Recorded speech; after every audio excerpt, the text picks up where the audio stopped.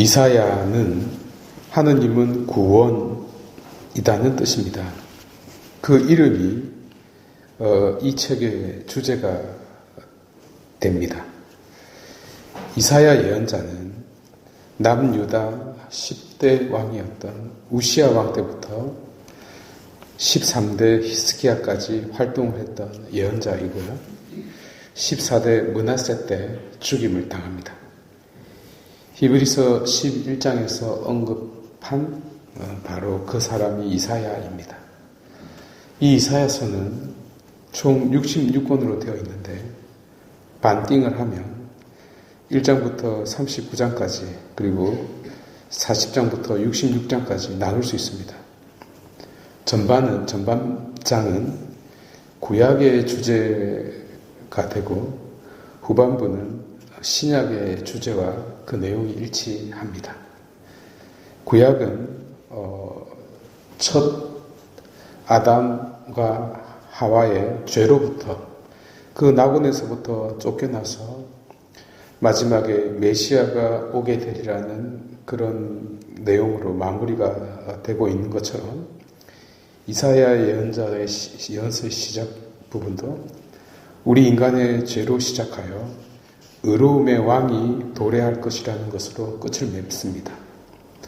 마찬가지로 신약의 시작이 세례자 요한의 외침으로부터 시작하여 새 하늘과 새 땅이 도래할 것이라는 그 예언에서 마무리를 짓는 것처럼 이사야서 후반도 광야에서 외치는 그 소리가 결국 새 하늘과 새 땅이라는 내용으로 마무리되게 되죠. 그래서 이사야서를 성경의 축소판이라고 부르는 것입니다.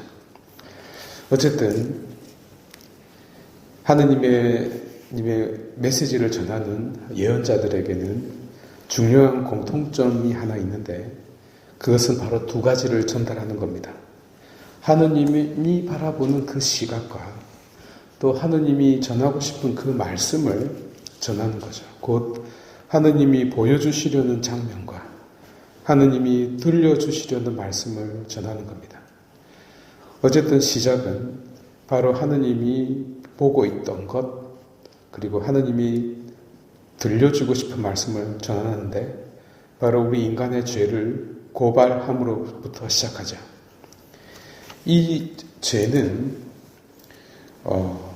성경 전체를 꿰뚫고 있는 제일 중요한 주제이고 건수가 되고 사건이 되죠.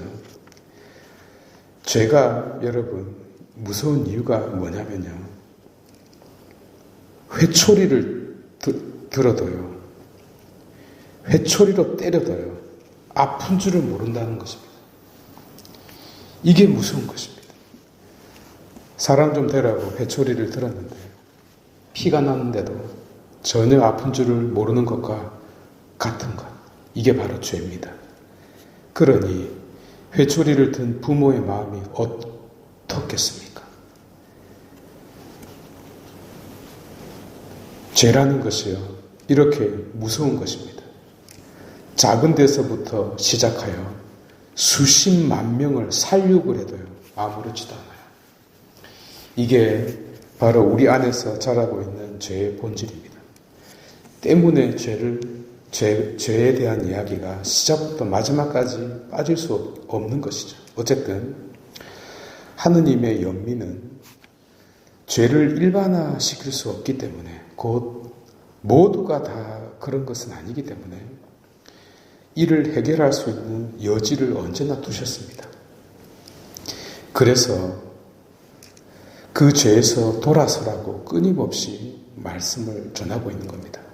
때문에 제사 지내는 거 하지 말라는 겁니다. 역겹다잖아요. 목이 터져라 하늘에 대고 기도하는 거 하지 말라잖아요. 듣기 싫대요. 하느님 당신이 원하시는 명확한 바는 너 자신을 씻어라는 겁니다. 너 자신을 씻어라. 어디서 많이 들어본 것 같지 않습니까? 너 자신을 알라라는 소크라테스의 말과 똑같죠. 그래서 말만 하지 말고 행동으로 보이라는 것입니다. 제일 정확한 겁니다. 이것이. 그러면 제가 진홍 같을지라도 눈같이 희게 되고 제가 다온같이 붉을지라도 양철같이 되게 해주겠다고 약속을 하신 겁니다. 하느님이 제시한 정확한 조건은 정확합니다. 명확하게 말한 바로 그 부분을 봐야 될 텐데 놀랍게도 그곳은 보지 않고 엉뚱한 곳을 손봅니다. 오늘 복음이 이에 대한 바톤 터치를 하고 있습니다. 죄를 뉘우치고 회개하고 하느님에게로 돌아선 자들의 모습이 율법학자와 바리사이들이 되겠습니다. 역시 앞서 요구했던 그 조건이 아니라 율법을 지키는데 온 힘을 다 쏟고 있습니다. 아이러니하게도 자신들이 충실히 지키고 있는 그 율법이 가르치고 있는 것은 보지 못하고 있는 것이죠. 그 율법이 가르치고 있는 궁극적인 것으로 한 발자국도 내딛지 못하고 있습니다. 그래서 예수님께서 그들의 말은 들어도 그 행실은 본받지 말라고 말씀하신 이유입니다.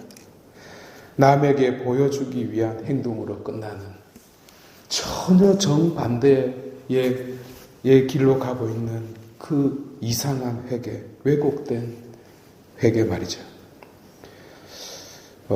여러분, 저는 요즘에 고등학교 이 수능 문제를 한 번씩 좀 봐요. 한 번씩 자주 봅니다. 그런데 생각보다 어려워요. 수능 문제가 매우 어렵게 나옵니다.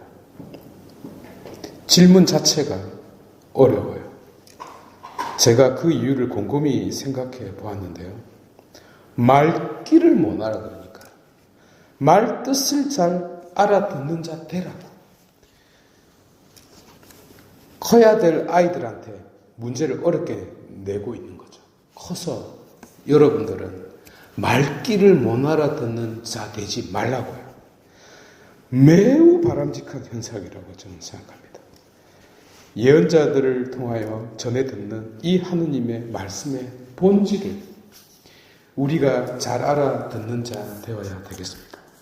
그러면 봉헌할게요.